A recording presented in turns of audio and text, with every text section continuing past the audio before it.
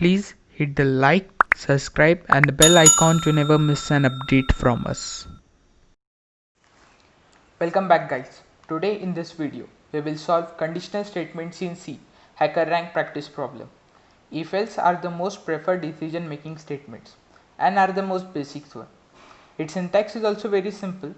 There are few alternatives like switch statements which come handy at a time while making few program but are a little complex to use. Since you can achieve all results through if-else statement, so we skip learning switch statements at a time. So I will explain you the basic syntax of if-else statement.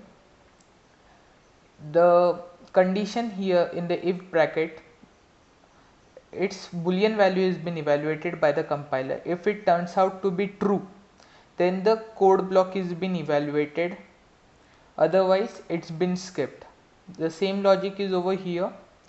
If the condition boolean value comes out to be true, then the statement is been evaluated, else the block is been skipped and the else part is been evaluated of the problem.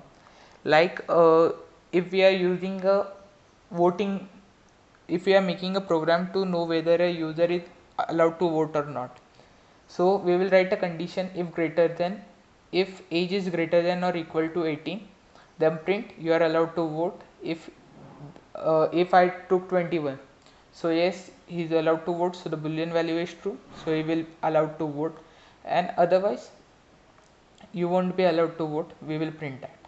Easy.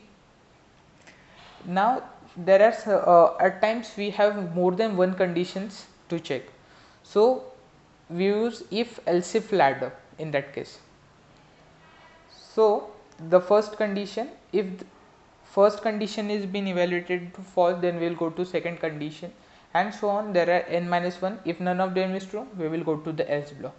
One point to be noted here is that if first condition is true, then none of the below block will be evaluated. If any of the condition in between is true, for example if we took n minus fifth condition to be true, so none of the expression below it will be evaluated. The control flow will come out of this block and the further codes will be evaluated.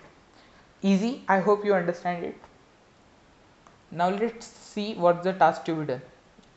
We have been given a positive integer n. If n is between 1 and 9 inclusive, then we have to print its lower case English word, otherwise greater than 9. Okay, it's a bit simple. Let's start to code. Int n equal to 0. We will scan the f. Never forget an ampersand. Now the simple logic, check whether n is 1. If you are writing a single line of code in if else, then in that case we don't need to use parentheses, but always remember to use indentation well, so the reader will come to know that what you are writing. It's a good practice. Even it will help you in other programming languages like Python, where indentation has a quite importance, since we don't use parentheses in Python. It's 3.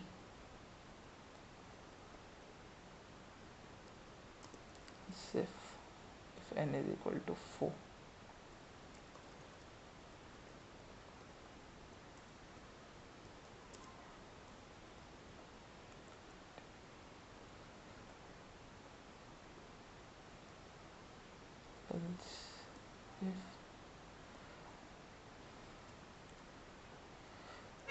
If we give a block like this, still there is no problem.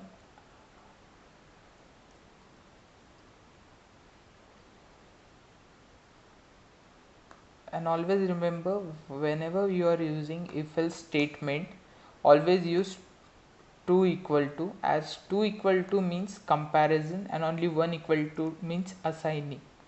It's a common mistake and which we all do in our initial days. Even I used to do it a lot. Still sometimes while writing big codes I forget.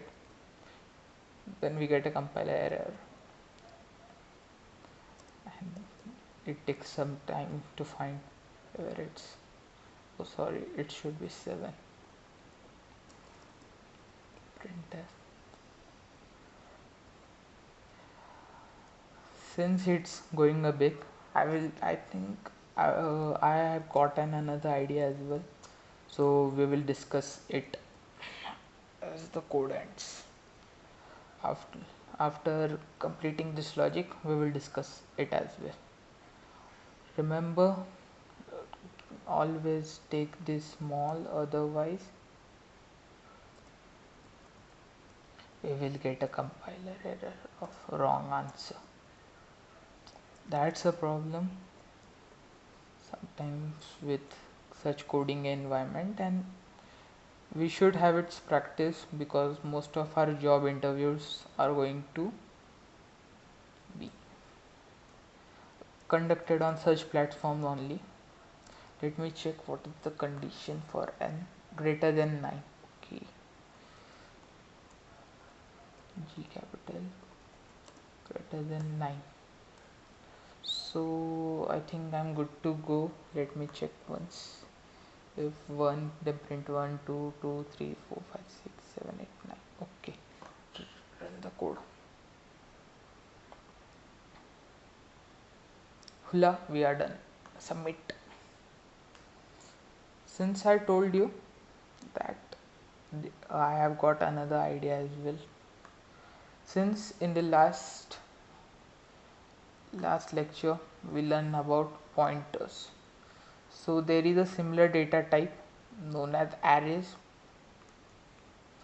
which store data in some contiguous memory. I will cover them in the coming lectures, don't worry about that. But for now, arrays are being defined like this: enter the type and then name, enter the type, name, and then size in the square brackets equal to. Since I am initializing it over here, further I will show how to take user inputs as well.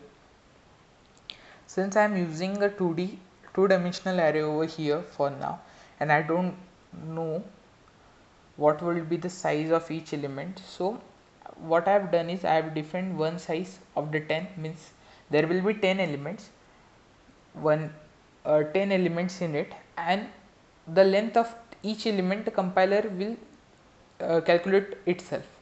So star over here will do that, since during pointers we have learned that. So it's greater than 9, let it be our first condition, then 1, 2, type all in over here,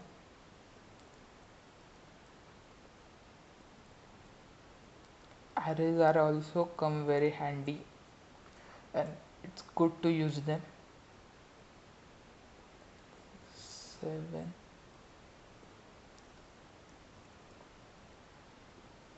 9.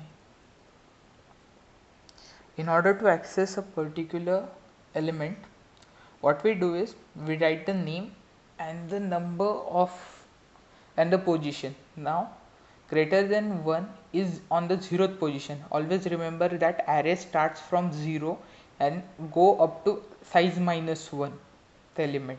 So this is 0th element, first element, second element, third element, fourth, fifth, sixth, seventh, 8 and 9. Now you have understood why I have used greater than 9 first. So if my n is greater than 9, so if the boolean value is true, printf %s comma. While printing a string, as you remember, we don't need to use ampersand. Else, I mostly prefer using puts while printing a string. In puts, you just need to give the name and I generally prefer using puts. Oh, I forgot a semicolon over here. Always check that. So let me explain you the logic. Since the 0th element will take care for all the elements greater than 9, and since the first on 1 first position 1 is there, second position 2 is there, so when whatever n value will be, for example if it is 6, so on the 6th position we have 6, so it will print 6 accordingly. Let me run and show you once.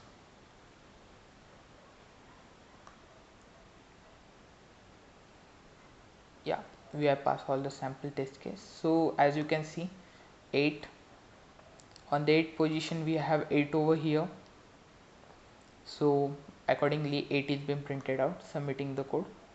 Let's see if it is passing all the test case. Yeah, done. It's all for the today's video. I hope you got some valuable knowledge. If you have any doubts, comment down below. A link to my blog will be given in the description box below. Please hit the like, subscribe and share this video. See you next time.